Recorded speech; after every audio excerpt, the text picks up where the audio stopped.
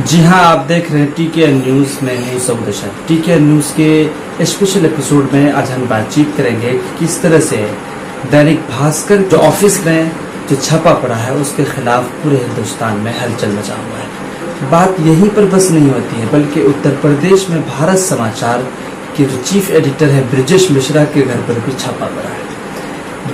यहीं पर बात खत्म नहीं होती, उससे आगे जो पत्रकारगण है उनकी पूरी समूह के ऊपर जिस तरह से छापे पड़ रहे हैं, ये एक बहुत बड़ा सवाल या निशान खड़ा करता है। दिल्ली के प्रेस क्लब ऑफ इंडिया में पत्रकारों ने जिस तरह से एक बैठक की और उसमें फिर जो पेगासस रिपोर्ट जो सामने आई है उस पर 40 ऐसे पत्रकारों के मोबाइल फोन की हैकिंग और उसकी जासूसी के जो आरोप लगे हैं पेगासस पर, ये एक बहुत बड़ा सवाल है। सरकार इस पर सिर्फ इतनी कह रही है कि हमने पेगासस नहीं खरीदा है, और ये आरोप जो अपोजिशन या और दीगर मीडिया घराना लगा रहे हैं ये बिल्कुल गलत है। आज मैं बात उस पर नहीं करूँगा, आज मैं बात सिर्फ और सिर्फ जो दैनिक भास्कर समूह के ऑफिस में जो छापे पड़े हैं, इनकम टैक्स की जो रेड पड़ी है, इस पर बातचीत करेंगे। भास्कर ने आज की हेडलाइन बहुत अच्छी बनाई है, मैं स्वतंत्र हूँ क्योंकि मैं भास्कर। सच उस वक्त तक बोलता रहूँगा जब तक कि पाठकों की मर्जी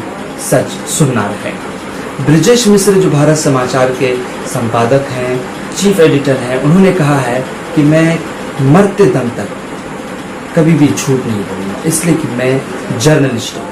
और उन्होंने जर्नलिस्ट होने का जो वादा निभाया है जनता से, ये भी एक बहुत बड़ी उपलब्धि है।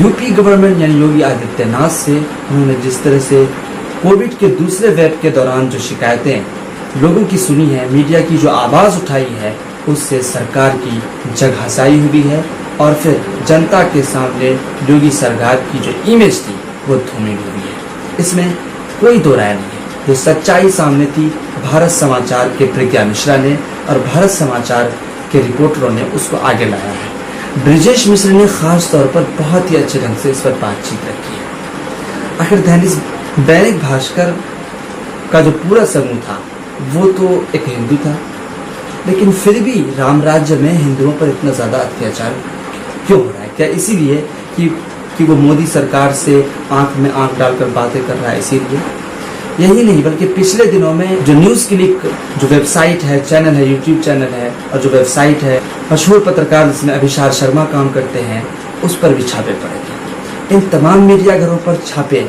क्या दर्शाते हैं? आप खुद अपने मन में सच्चे नागरिक होने के नाते एक सवाल उठाइए, आखिर जी न्यूज़ पर छापे क्यों नहीं पड़े? आखिर जो इंडिया टीवी रजत शर्मा वाले हैं उस पर छापे क्यों नहीं पड़े? दीपक चौरसिया वाले जो हैं न्यूज़ नेशन, उस पर छापे क्यों नहीं पड़े? ये एक बहुत बड़ी समझने की चीज़ है कि भारत का नागरिक आखिर कहाँ जा रहा है। किसान परेशान है। जिस दिन से मानसून सत्र शुरू हुआ है उसी दिन से जंतर मंतर पर किसान संसद लग रहा है। लोग अपनी अपनी बातें किसान संसद में जाकर किसानों की समस्याओं पर बात कर रहे हैं। देश में जब संसद लगता है, देश का संसद, उसकी जो टेलीकास्टिंग होती है उसको लोग सुनते हैं। लेकिन अब ये बताइए कि देश के संसद से कुछ ही दूर पर, चंद फासले पर, चंद कदम के फासले पर जो किसान संसद लगा है, उसकी भी तो किसी को सुननी चाहिए, सरकार को सुननी चाहिए। लेकिन वो अपोजिशन लीडर की जासूसी कराने में लगी हुई है पेगासस प्रोजेक्ट। वो जो सच्चे पत्रकार हैं, जो जनता की आवाज़ बनकर उठ रहे हैं, वो उनकी जासूसी कर रहे हैं।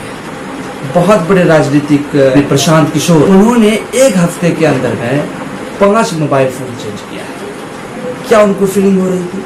अब जबकि रिपोर्ट सामने आई है कि पत्रकारों की, अपोजिशन लीडरों की, आज का 2 बड़ा सवाल, क्या दैनिक भास्कर समूह के ऑफिस पर जो रेड पड़ा है वो सही है? दूसरा सवाल, भारत समाचार के ब्रिजेश मिश्र के और उनके साथी पत्रकारों के घर पर जो रेड पड़ा है वो कितना सही है? क्या ये रेड इसीलिए पड़ा है कि उन्होंने सरकार की आंखों में आंखें डालकर बातचीत की? क्या ये रेड सिर्फ इसलिए पड़ा है?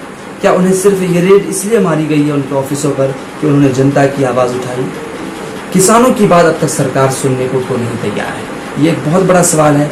आप देखें कि भारत देश के जो नागरिक हैं वो कहाँ जा चुके हैं, कितना ज़्यादा उनका ब्रेन वॉश हुआ है, ये समझने की ज़रूरत है। मीडिया का साथ दीजिए ताकि आपकी आवाज़ बची रहे और आप जिंदा रहें। बहुत बहुत शुक्रिया।